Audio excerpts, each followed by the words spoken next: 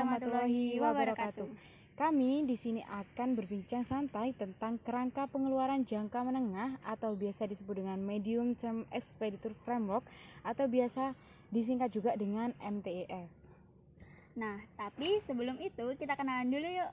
Perkenalkan, nama saya Sinta Aurelia Rahmasari. Dan saya Ika Pujilestari. Nah, Kak, jadi menurut kamu kerangka pengeluaran jangka menengah sendiri itu apa sih?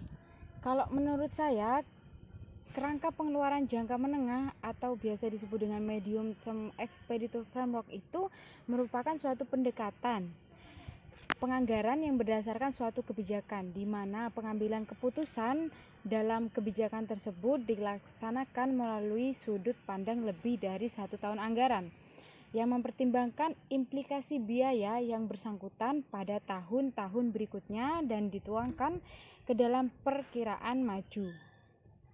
Oh, jadi gitu ya, Kak. Terus perkiraan maju itu sebenarnya apa sih?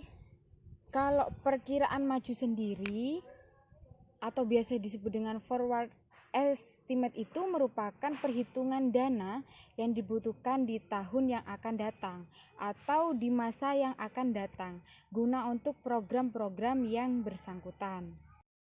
Jadi Yasin, dalam memutuskan pengalokasian sumber daya, KPJM ini melibatkan kementerian dan sektor-sektor di bawahnya secara keseluruhan. Nah, MTF ini mengintegrasikan ekonomi makro dan fiskal dalam beberapa tahun anggaran, serta menghubungkan pilar kebijakan, perencanaan, dan penganggaran secara sistematis. Oh, jadi sebenarnya perkiraan apa tadi, Kak? Perkiraan maju itu sebenarnya seperti itu ya? Iya. Kalau kerangka pengeluaran jangka menengah ini sebenarnya ada undang-undangnya nggak sih? Ada. Kerangka pengeluaran jangka menengah ini ada 2 undang-undang.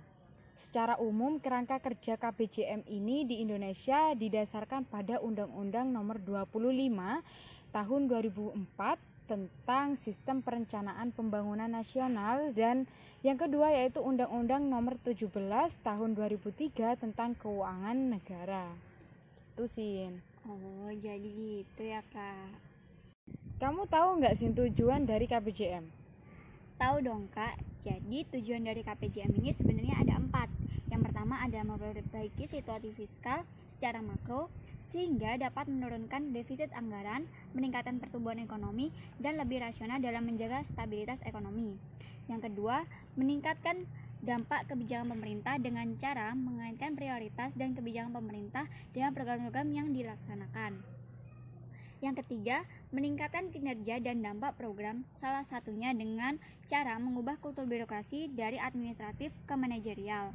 Yang keempat adalah menciptakan fleksibilitas manajerial dan inovasi sehingga tercapai rasio cost ataupun output yang lebih rendah, meningkatkan efektivitas program atau kebijakan, dan meningkatkan prediktabilitas sumber daya. Jadi tujuan dari KPJM itu ada 4 ya Sin ya? Iya, betul, Kak. Terus di setiap kebijakan kayak gitu kan pasti ada keunggulan. Terus keunggulannya apa Sin?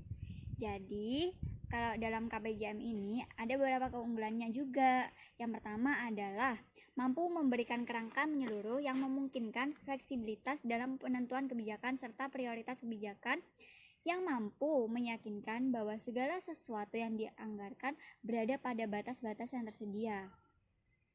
Yang kedua, dengan MTF ini, biaya yang akan datang dari kebijakan yang diambil saat ini dapat diketahui dengan tingkat kepastian yang sangat tinggi, Kak. Terus yang terakhir itu, beberapa konteks terdapat beberapa kemungkinan bahwa jika akan ada kebijakan baru, namun dalam saat yang sama haruslah menghitung implikasi kebijakan baru tersebut dalam konteks keberlanjutan dalam jangka menengah, Kak. Nah, Kak, kan tadi udah aku sebutin tuh apa aja keunggulan dari KPJM. Nah, kalau kekurangannya sendiri kamu tahu nggak sih? Tahu dong Sin. Apa aja, Kak? Jadi kekurangan dari KPJM atau MTF ini ada 3 poin. Yang pertama, penerapan KPJM atau MTF belum mencapai hasil yang optimal sehingga menyebabkan belum optimalnya keterkaitan antara dokumen perencanaan dan dokumen anggaran. Terus kekurangan yang kedua yaitu kebijakan prioritas yang ditetapkan pemerintah terkadang penyelesaiannya tidak jelas dan setiap tahun selalu berubah, sehingga menyebabkan proses penganggaran selalu kembali ke nol dan ke nol lagi. Terus kekurangan yang ketiga, penerapan KBJM baru sebatas mencantumkan perakiraan maju 3 tahun ke depan. Padahal ya, perakiraan maju yang dicantumkan tersebut merupakan indikasi awal pendanaan tahun berikutnya. Oh, jadi KPJM ini sama seperti banyak kebijakan ya Kak, pasti ada kekurangan dan ada kelebihannya. Nah Kak, jadi untuk mencapai kerangka pengeluaran jangka menengah yang efektif itu ada 3 komponen pentingnya Kak. Terus 3 komponen pentingnya itu apa aja sih, Sin? Jadi 3 komponen pentingnya adalah yang pertama dengan melakukan pendekatan top and down.